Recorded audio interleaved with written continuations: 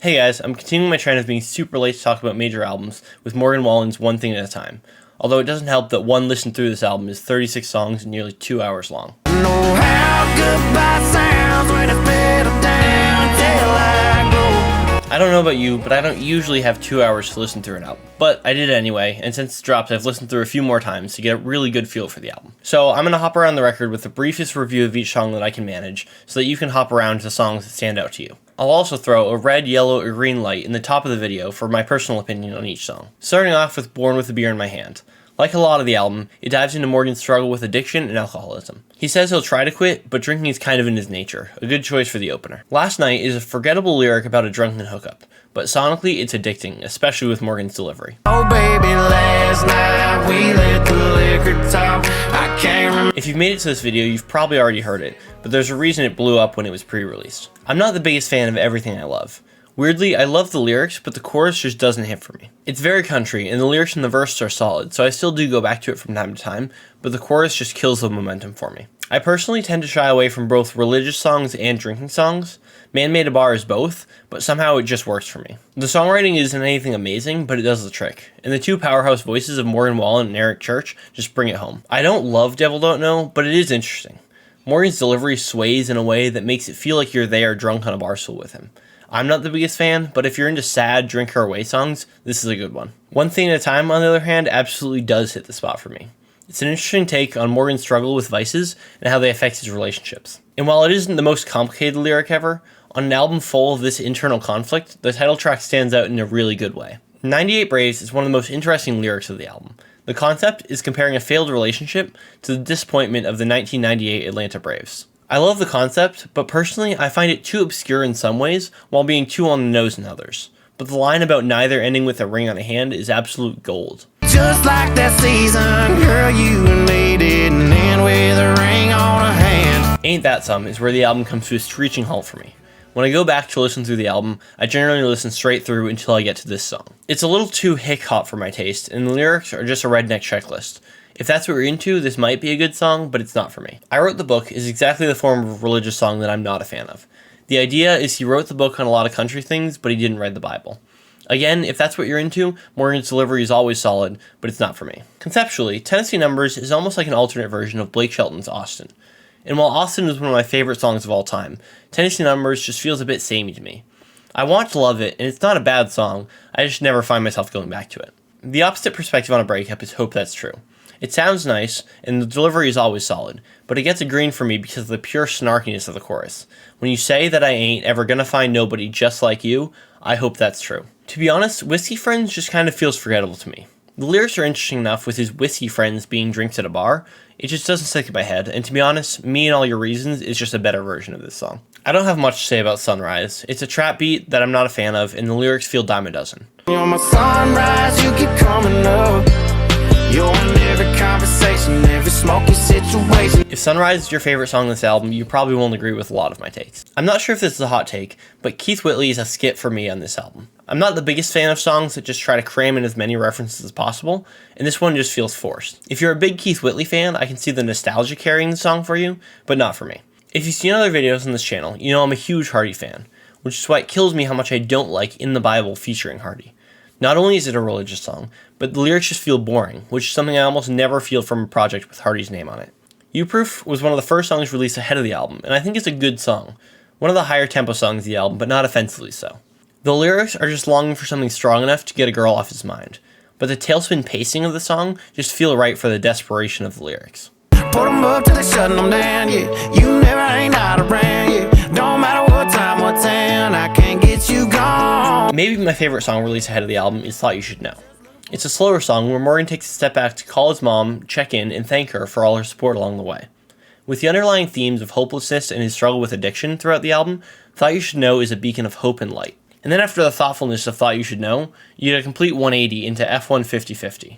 The entire song is built around this F1 50-50 line, which would be great in the chorus of a song like Good Directions by Billy Currington, but just isn't enough to build an entire song around. Neon Star, Country Boy Lullaby, is very interesting, but I'm not sure how I feel about it.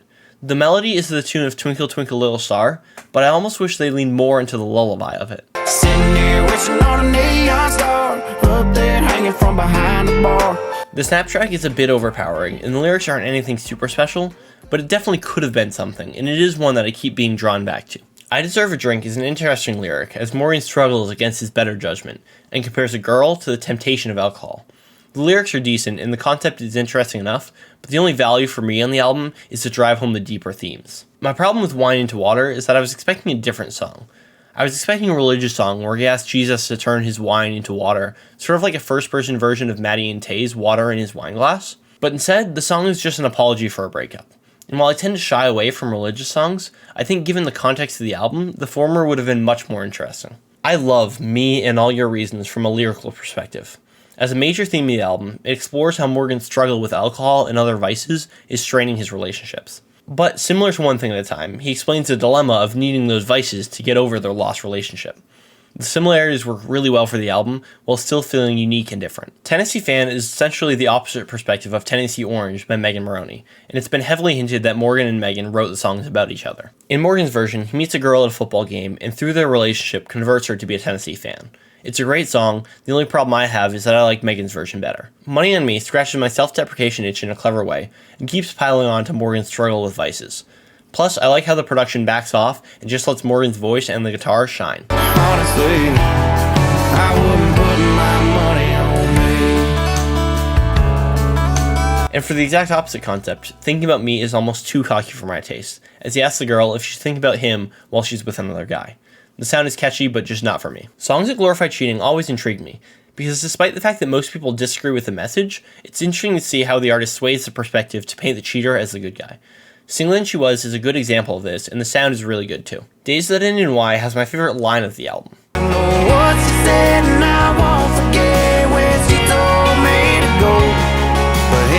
But overall, I'm not super impressed. It's another song about drinking away his sorrows. Good delivery as always, but nothing special. Last Drive Down Main has an interesting sound, but the lyrics all feel like they've just been said before. It's about leaving your small town to leave a relationship behind, but I'm not a fan of mindless songs that are just carried by the beat. Me to Me has a similar problem of better sound than writing, but I think the lyrics have a bit more going on. The through line of the chorus is, I don't know who you're waiting on, but it sounds like me to me. Not revolutionary, but not nothing either. I don't tend to enjoy religious songs when that's all they have going for them, but I like the messages of forgiveness in Don't Thank Jesus. It's not my favorite song ever, but I find it a lot better than most religious songs, and it definitely has more going for it than just declaring yourself a Christian. What to say about 180 Lifestyle? Definitely not my style. She don't come from it, but now she ain't running from it. Yeah, she living the lifestyle. The lyrics are about a girl who doesn't come from the country, but likes Morgan's country lifestyle. But I personally am just so distracted by the trap beat that I can hardly focus on the lyrics. Probably my least favorite song from the record, and the start of a near complete trip at the finish line for the album. Had It is just to me. It's a breakup song that doesn't feel like it has anything to say. Both sonically and lyrically it's okay, but nothing special.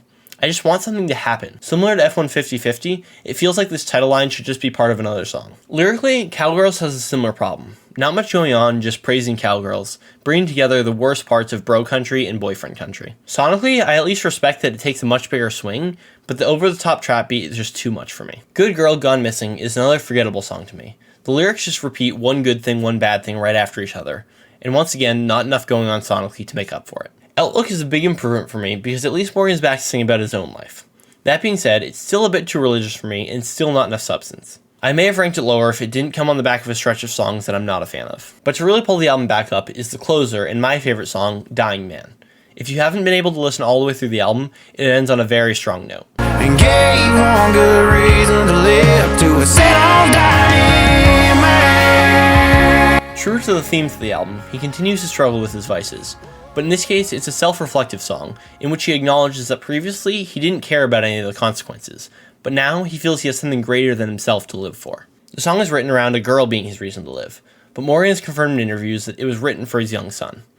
The self-reflection is the perfect way to end the album, and the truth behind the lyrics really shines through. Thank you for watching. I hope this gave you some insight into the album, and I definitely recommend going and checking out some songs that pique your interest, if not the entire album. I'll link a few playlists of my picks if you want a more bite-sized track list, but let me know your picks in the comments.